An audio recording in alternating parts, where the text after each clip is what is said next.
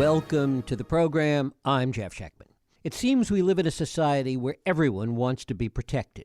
We don't want to hear views we disagree with for fear that it might upset us. We don't want to go back to the office because we get stressed by a commute. We're afraid to let our kids go out and play unless they're supervised. And we're anxious about money, about politics, and about family. It's no wonder that an entire drug industry provides for every anxious moment. We live immersed in first world problems that pale compared to the greatest generation that fought a world war, lived through a depression, and did duck and cover drills for fear of nuclear annihilation. Just maybe, the fault is not in our society, but in ourselves. Maybe instead of trying to eliminate all that might make us anxious, suppose we just got better at dealing with it. Just maybe, coping has less side effects than medication.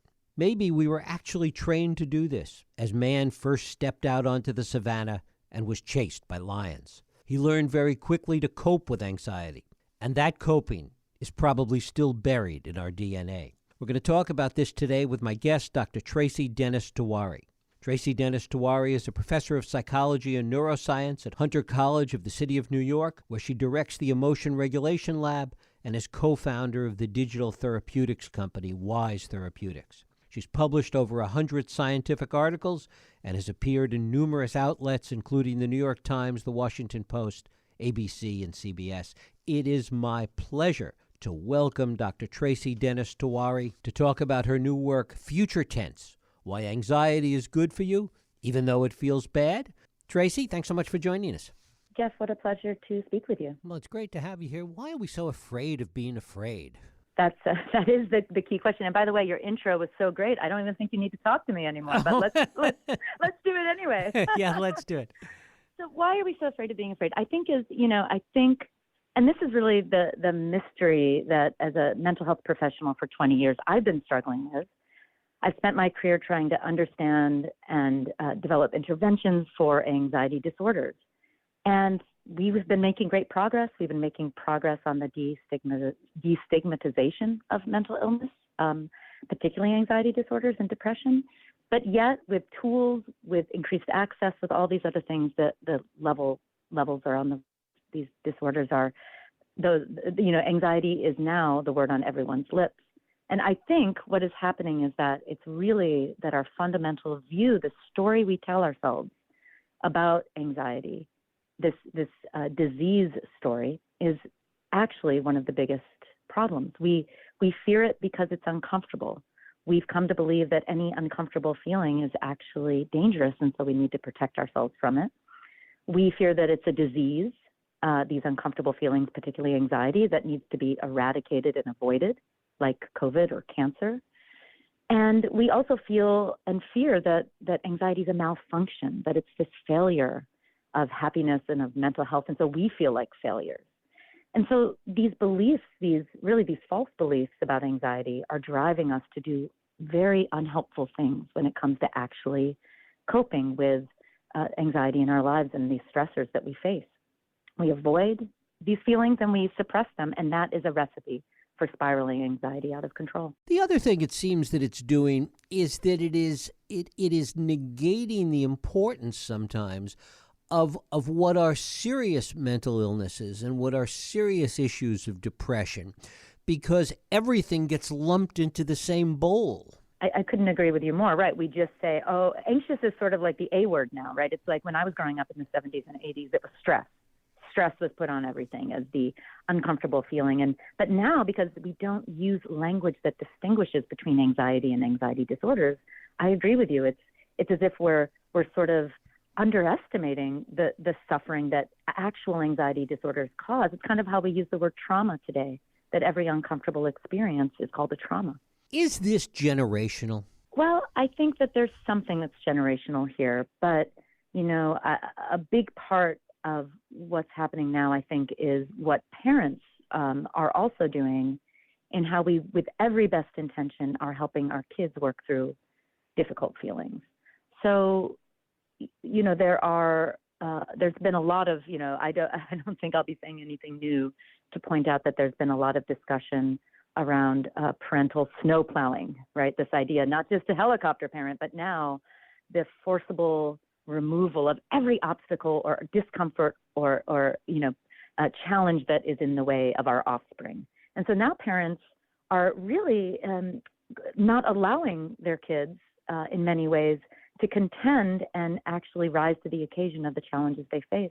And it's an opportunity cost because the emotional, our emotions are not, we're not fragile when it comes to our emotions. We're actually anti-fragile. I draw on the concept that Nassim Nicholas Taleb really coined, this notion of anti-fragility, that we actually gain from being challenged emotionally, like the immune system. When, it's only by throwing viruses and bacteria and germs at our immune system that it learns to function, that it can actually mount an immune response.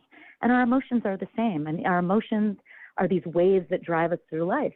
And you can drown in waves, but you can also learn to ride them forward. You can build those skills and you can learn to surf and you can, so we need to ride these waves of emotion and believe that we can do it and teach our kids the same, that we can have that mastery. When did we come to this idea that our kids should grow up without any obstacles, that somehow all of this anxiousness was somehow bad, that parents did need to do this snow plowing, as you say? How did we get to that?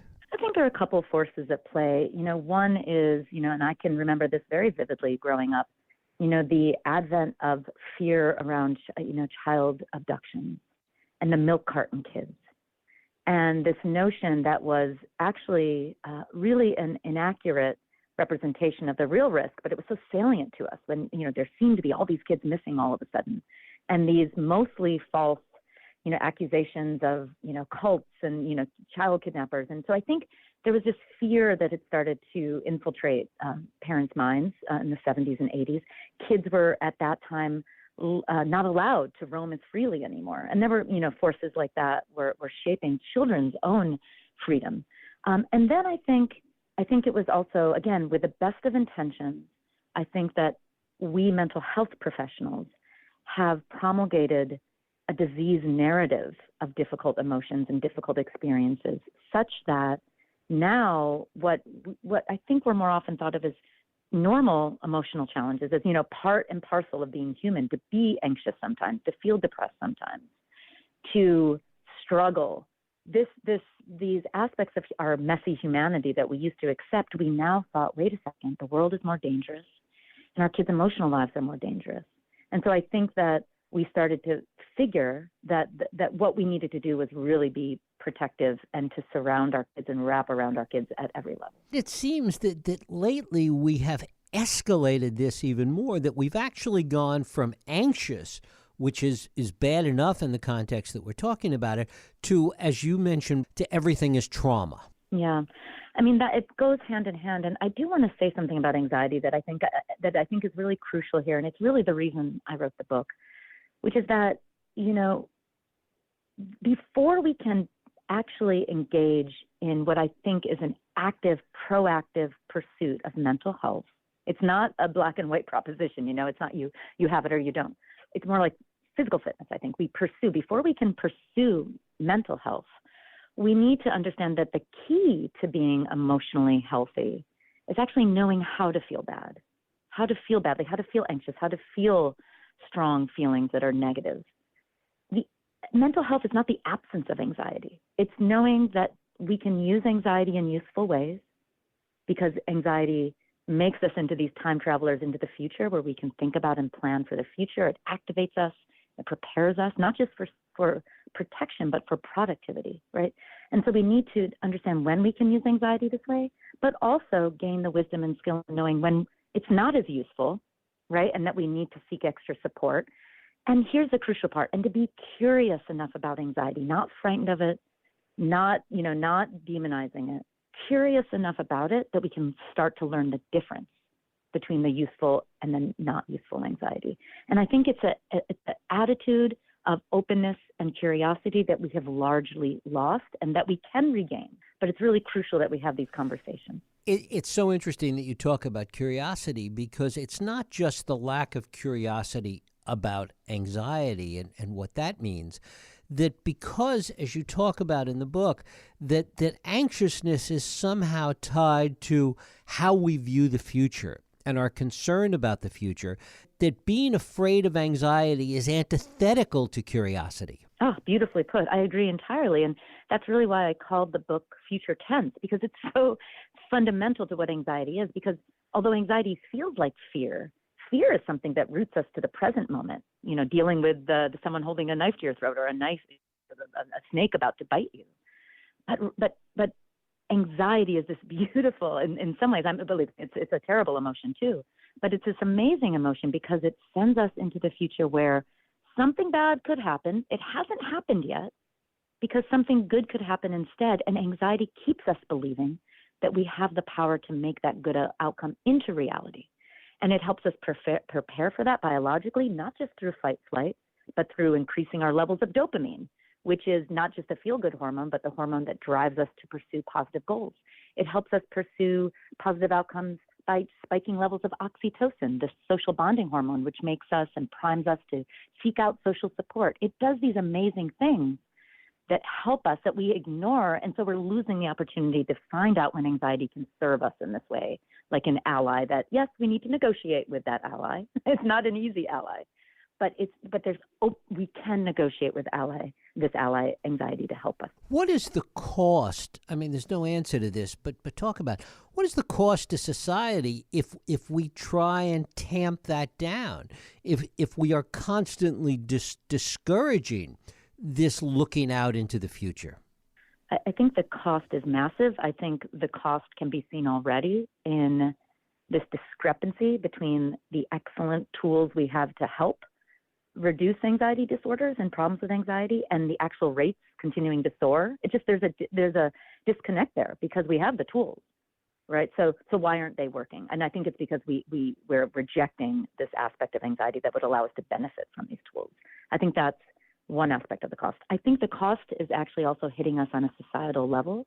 I think that polarization, political and otherwise, that is happening right now is driven by our rejection of difficult emotions and difficult conversations.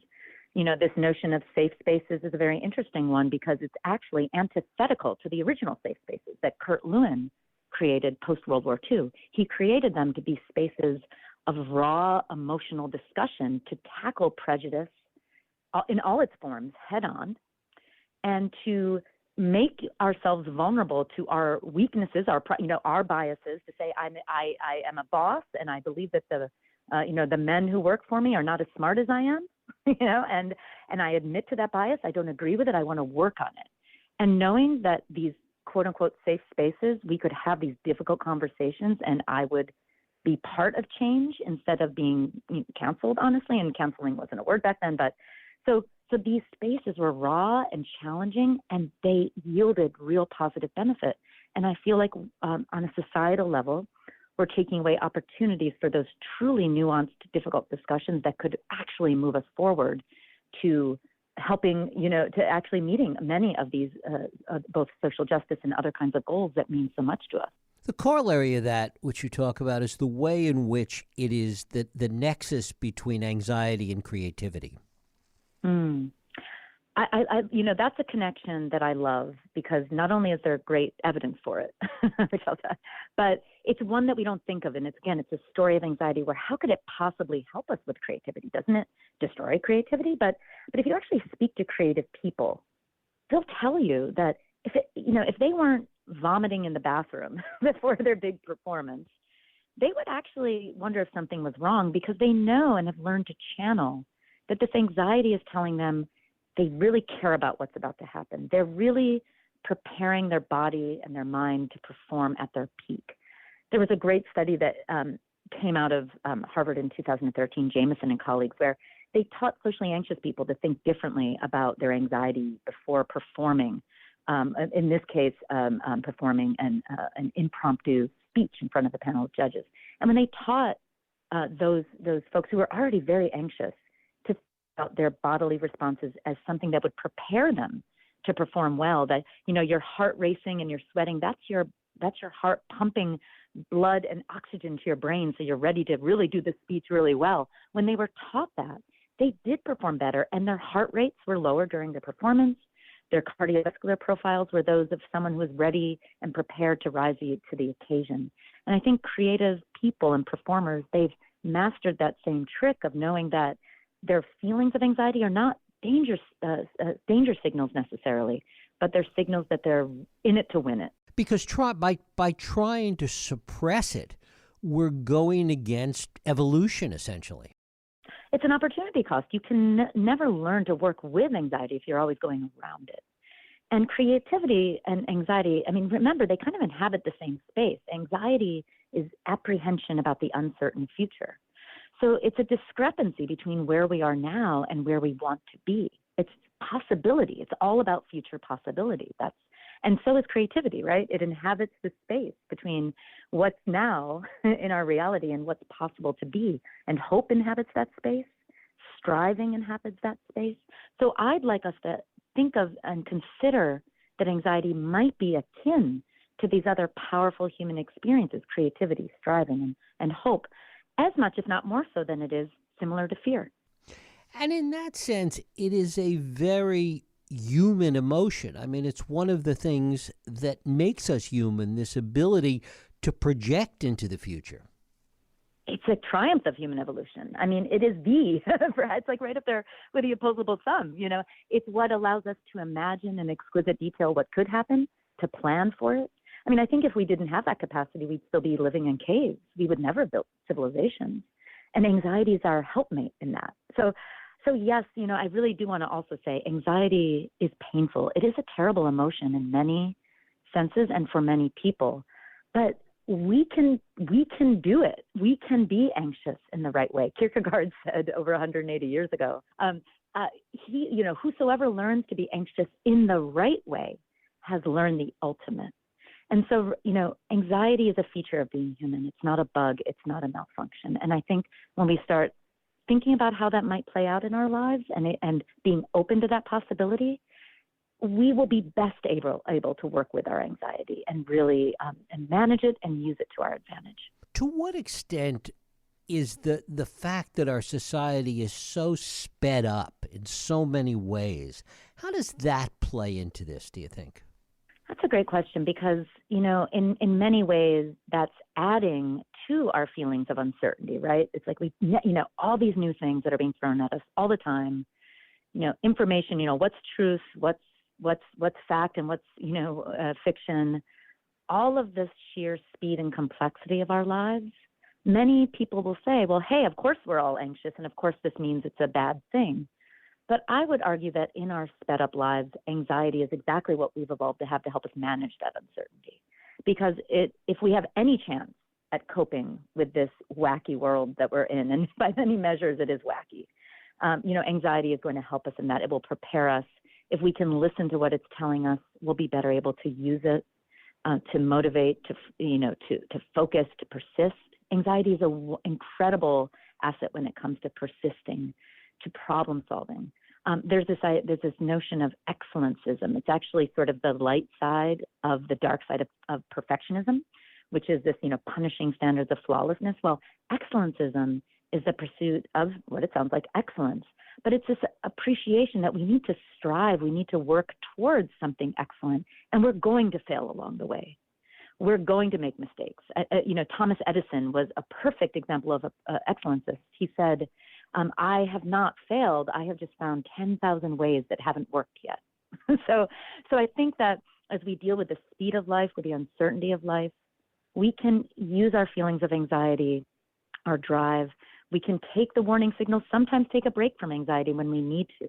But the very first step we need to take is to listen to it, to tune into it instead of suppressing and dulling and rejecting it. It's larger than that in the sense that there is also pushback not just to the idea of anxiety and this fear that everything's a trauma, but there's even pushback in society today to the striving for excellence. I see what you mean. That's interesting. I mean, I live in Manhattan, so we're all a little on the other side of the spectrum. This makes me think of how hard it is to be a parent today. Because, when I was growing up, listen, I'm a Gen Xer and we didn't really believe in the American dream, but we sort of did, right? We thought that if we worked hard, there would be possibilities for us. But we were also really, kind of ironic about the whole thing. But we still felt that there was something to work towards and believe in. And I think right now with, there's a lot of loss of faith in institutions. There's a lot of loss of faith in future possibilities. And I think it's really hard for young kids on that level today. But I also think they're amazing. I think they've been dealt a pretty rough deck of, in terms of things to deal with in life. But these are kids who are also questioning things. They're trying to think outside the box. There is this feeling of emotional safetyism that a lot of people have talked about that I think some of this generation have started to suffer from, but a lot of them are questioning that. They're pushing back against it. They're saying, we grew up in these social media bubbles where we were expected to make ourselves into a brand, to sell ourselves, and what a destructive thing for a developing self to have to hold themselves to. But they're pushing back on it. And I think that many are going to get through all these hurdles that we, older people, have thrown in their way in terms of the world we've created. And I think they're going to come out powerful on the other side. I think they're going to come out not accepting mediocrity and maybe even redefining what excellence means to them. So I do have a lot of hope at the same time that I see that we're very uncertain about how to deal with challenges in life because we feel so burdened. Is there a line that might evolve to define the point at which simple anxiety, the kind of anxiety we've been talking about in all of these areas, crosses over into something more serious? This is very important because I do really want to make a clear distinction between anxiety and anxiety disorders. And I think part of the problem is we don't make that distinction. Anxiety is, the spectrum of feelings that we call anxiety that are like a dimmer switch, right? It's along the spectrum, everything from just butterflies in the stomach and excitement to full out panic. But that is still the emotion of anxiety. You can be highly anxious frequently and still not be diagnosed with an anxiety disorder, because those are only diagnosed when the ways that we cope with feelings of anxiety are getting in the way of living a full life. So that if we're socially anxious and it's not just that we're anxious about being judged by others or performing in front of people, it's that we're so debilitated by those fears that we start to not going to work. We start to refuse doing interviews with interesting journalists. We start to avoid and suppress instead of engage and work through. And so that our ways of coping are actually getting in the way of living a full life. And they always inadvertently spiral anxiety into even higher levels that then become debilitating. So the crisis is not having too much anxiety. It's that the ways we're coping with it are not working. Are there skills, or should we be focusing on skills almost in school to develop a better sense of this? That is definitely where we should be having this education happen. And that doesn't mean that, I think there's so many divisions politically and otherwise about views about how we're educating our kids. I think this is very simple in some ways. It's simply the education that emotions are a normal part of human life. They are hard, but we can do hard things. They feel uncomfortable, but sometimes they need to because they need us to sit up and pay attention because they're information. I think in some ways we need to educate our kids to be little emotion scientists, to understand that again, emotions are part and parcel. Even our very difficult ones are part and parcel of being human. And then you can have those discussions. I think a lot of kids feel that adults are constantly telling them, oh, you're anxious, oh, we have to deal with that right away. We have to make it go away. And adults have to stop doing that to kids because kids know better. If you actually talk to kids, which I love to do because I'm also a developmental psychologist, they know this. I talked to a group of middle schoolers a year or two back, and they were talking about mental health in the schools, and they wanted to advocate for more support. And one thing they said to me is they said, adults act like they can just take away our anxiety, like almost like a rotten tooth, like to extract it out. And one young woman said to me, she said, can they? And then she said, should they? My answer was no and no. And so kids are ready and primed to have these more challenging conversations, and teachers are ready to. I just got an email today from a teacher out on the West Coast who just said, I'm really trying to work with my kids, letting them know that anxiety is okay, that they can tune into it and they can listen to it and work with it. They're so They've learned to be so afraid of their anxiety, and this is the thing that's getting in the way. So I think educators are also ready to have these conversations. What kind of pushback have you gotten to the book and to the ideas we've been talking about? I expect there to be quite a bit. I haven't gotten a ton yet, but and hopefully I'm just trying to communicate carefully. But I think some of the pushback that I'm just starting to see is if I'm not clear in the distinction that I'm making between anxiety and an anxiety disorder, because I really do want to acknowledge that anxiety disorders are disorders and they cause immense suffering, and we need to offer treatment and support. I think that's one point, but I think people get this distinction. I think they are tired of thinking that all anxiety is a disorder. I think medication is another place where I get some pushback on. And again, to be really clear on my stance on medication, if you have an anxiety disorder, temporary use of medication is clinically validated when it's in combination with behavioral therapy to be a really great approach. Some people need it to benefit from other therapies. It's like, and medication is sort of like giving someone a fish so they can eat for a day, whereas cognitive behavioral therapy is teaching someone to fish so they can have the skills over a lifetime. So I want to say that very clearly. At the same time, in this country, we have a serious problem with the over-prescription of benzodiazepines, the main anti-anxiety meds. They're dangerous, and we don't educate people about that enough.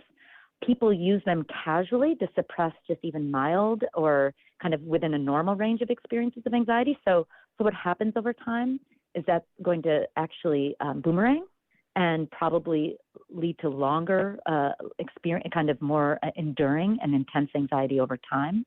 So I think we are not talking about and using medications in the right way. And also I'm very concerned about overdoses that are happening, especially in young people. I actually have a whole section on that in my book about deaths due to overdoses of benzodiazepines, especially when they're combined with painkillers or alcohol. And so I think we just need to be much more aware of the right way to use these medications and to way tamp down and pull back on overusing them.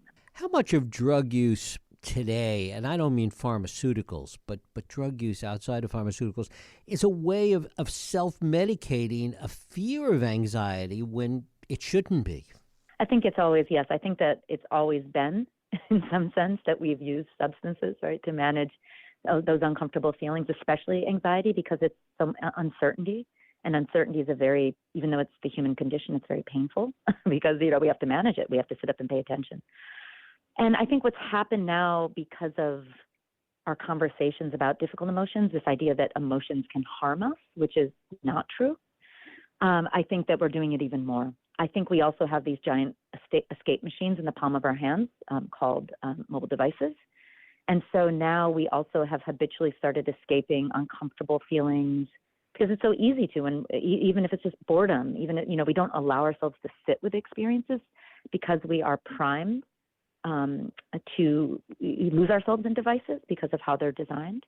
And again, I don't like to lay the blame for everything at the foot of one cause, and I don't think digital technology causes all our ills, but I think it's an amplifier of many of these tendencies. So I think that that's one conversation we should also have when it comes to substances, to drugs, and to technology. How can we use it? We're going to use it. They're not going to go away, but how can we use it a little bit less to escape from difficult experiences and feelings that actually we could benefit from exploring a little bit more? Dr. Tracy Dennis-Tiwary, her book is Future Tense, Why Anxiety is Good for You, Even Though It Feels Bad. Tracy, I thank you so much for spending time with us. Jeff, what a pleasure. Thank you so much. Thank you.